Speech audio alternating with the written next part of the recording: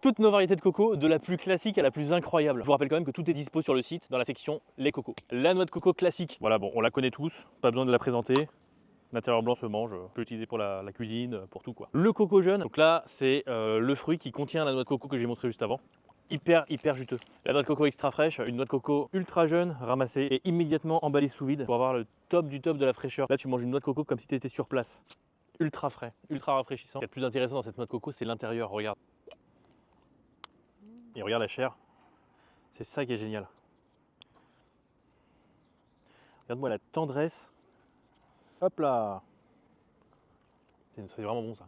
La noix de coco germée. L'intérieur de cette noix de coco, en fait, à la base, c'était de l'eau. Quand elle commence à pousser, ça commence à former une espèce de mousse. Tu peux le tremper dans du lait concentré et là, je t'assure que c'est divin. Mais à manger comme ça, c'est un peu bizarre. Et cette partie-là que tu vas venir manger, là, regarde bien. Là, c'est la mousse.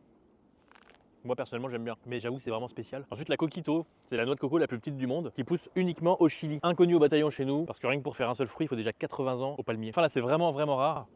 Le coco macapuno. Regarde-moi cette dinguerie. En fait, l'eau de coco est devenue extrêmement épaisse et ça fait un espèce de lait concentré. Et la chair blanche, regarde comment c'est incroyable. Après toi, quel est le coco le plus incroyable que tu as vu dans cette vidéo?